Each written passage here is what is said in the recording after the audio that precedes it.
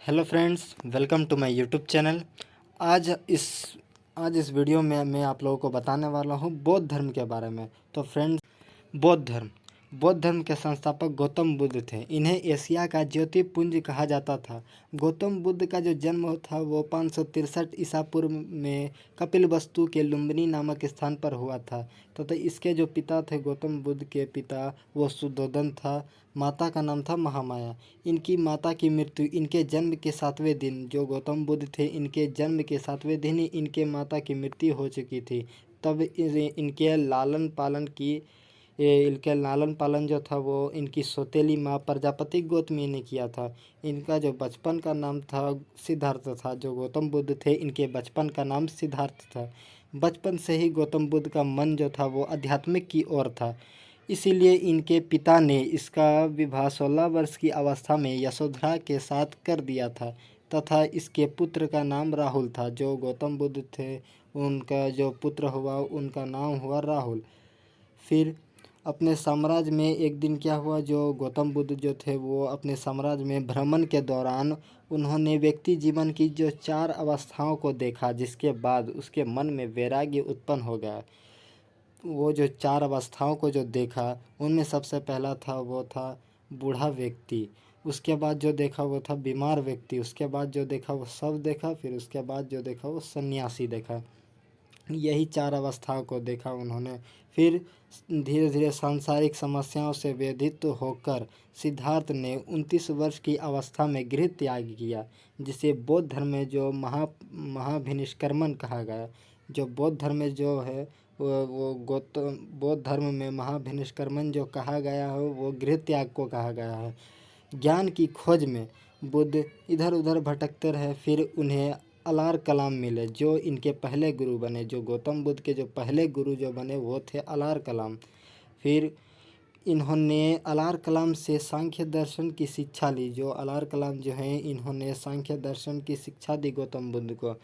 फिर उसके बाद महात्मा बुद्ध ने अपने 5 मित्रों के साथ सारनाथ के वन में लगभग कई वर्षों तक कठोर तपस्या की।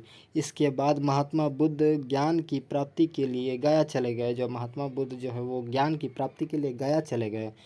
फिर कठिन तपस्या के बाद 35 वर्ष की आयु में वैशाख की पूर्णिमा की रात निरंजना नदी के किनारे पीपल वृक्ष के नीचे सिद्धार्थ को ज्ञान की प्राप्ति हुआ। ज्ञान की प्राप्ति के बाद सिद्धार्थ बुद्ध के नाम से जाने गए। जो ज्ञान की प्राप्ति हो गया गौतम बुद्ध को, फिर उसके बाद वो सिद्धार्थ के नाम से जाने जाने लगे। और वह स्थान जहाँ पर उन्हें ज्ञान की प्राप्ति हुआ वो बोध गया कहलाया, जो कि वर्तमान में अभी बिहार में है।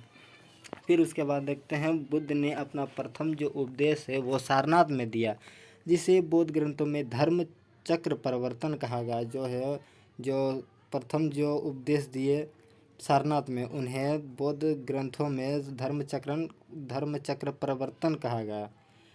और उन्होंने ये उपदेश पाली भाषा में दिया। जो ये उपदेश जो है वो उन्होंने पाली भाषा में दिया।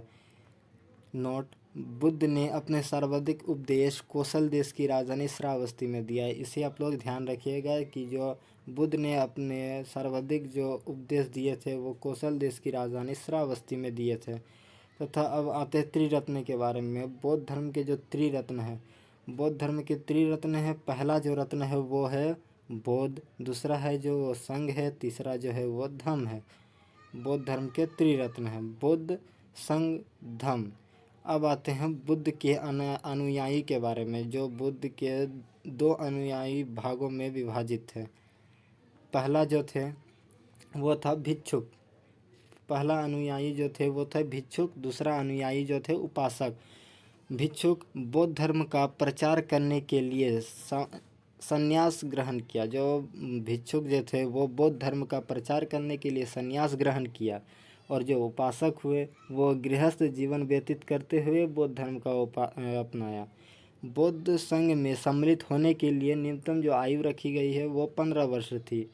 फिर उसके बाद बुद्ध के जीवन से संबंधित बौद्ध धर्म के प्रतीक के बारे में जानते हैं।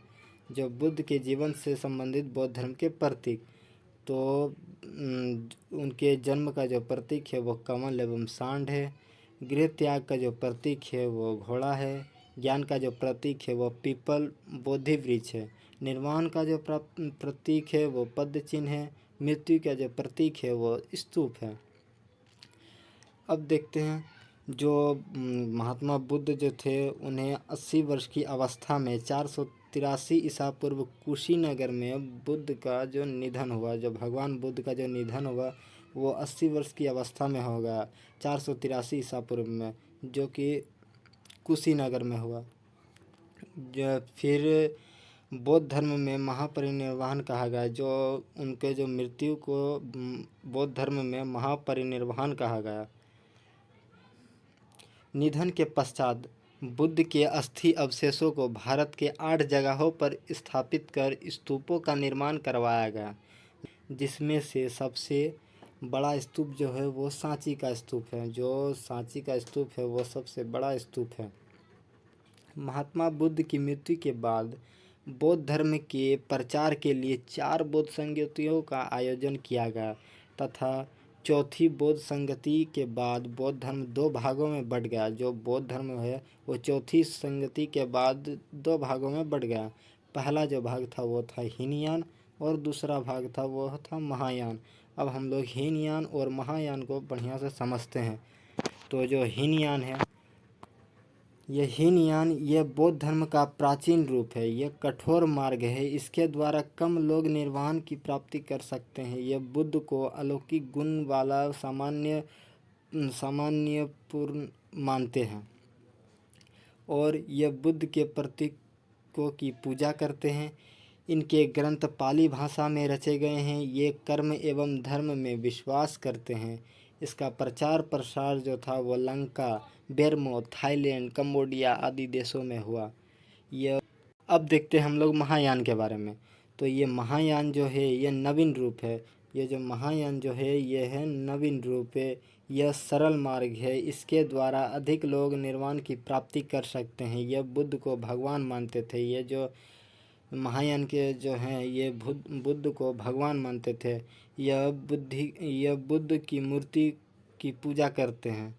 इसके ग्रंथ संस्कृत भाषा में रचे गए हैं। ये जो महायान में इसका जो ग्रंथ है वो संस्कृत भाषा में रचे गए हैं।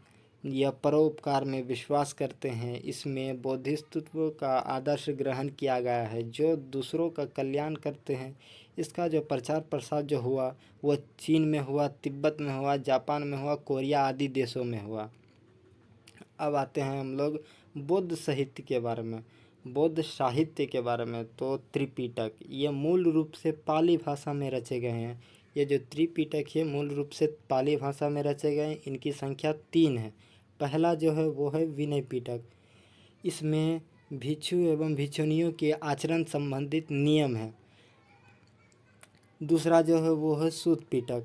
ये जो सूत पिटक है इसमें बौद्ध धर्म के उपदेश संकलित है। तीसरा जो है वो है अभिधम पिटक। इसमें बौद्ध धर्म की दार्शनिक व्याख्याएं दी गई हैं। इसका सबसे महत्वपूर्ण भाग जो है वो कथा वस्तु है। फिर आते हैं जातक कथाओं के बारे में। तो जातक कथाएं जो हैं वो ये मूल रूप से पाली भाषा में रचे गए हैं। इनकी संख्या 549 है। जो जातक कथाएं इनकी संख्या 549 है। इसमें बुद्ध के पूर्व जन्मों की कथाएं हैं।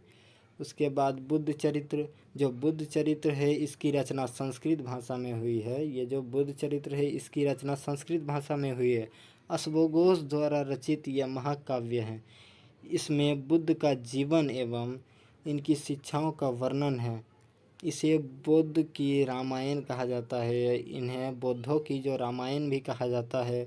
अब आते हैं धम्मपद के बारे में। जो है धम्मपद ये पाली भाषा में रचा गया है। ये जो धम्मपद है ये पाली भाषा में रचा गया है। इसे बौद्ध धर्म का गीता कहा जाता है। तो फ्रेंड्स आज का वीडियो हमारा यहीं पर ख़त्म होता है। आशा करता हूँ कि ये वीडियो आप लोगों को अच्छी लगी होगी। और ये वीडियो अगर आप लोगों को अच्छी लगी हो तो प्लीज़ वीडियो को एक लाइक ज़रूर कर दे। और चैनल पर नए हैं तो प्लीज़ चैनल को सब्सक्राइब कर दे और बेल आइकन को दबा दे, ताकि इसी तरह की वीडियो आप लोगों को हमेशा मिलती रहे। और इस वीडियो को ज़्यादा से ज़्यादा अपने फ्रेंड्स में शेयर करें। तो फ्रेंड्स आज का वीडियो हमारा यहीं पर ख़त्म होता है। और अगले वीडियो में इस चैप्टर का मैं MCQ लेके आने वाला हूँ। तो फ्रेंड्स वीडियो को चैनल को सब्सक्राइब कर ले और बेल आइकन को दबा दे, ताकि ये अगले वीडियो आप लोगों को सबसे पहले मिल जाए। तो फ्रेंड्स धन्यवाद इस वीडियो को लास्ट तक देखने के लिए। Thank you. जय हिंद।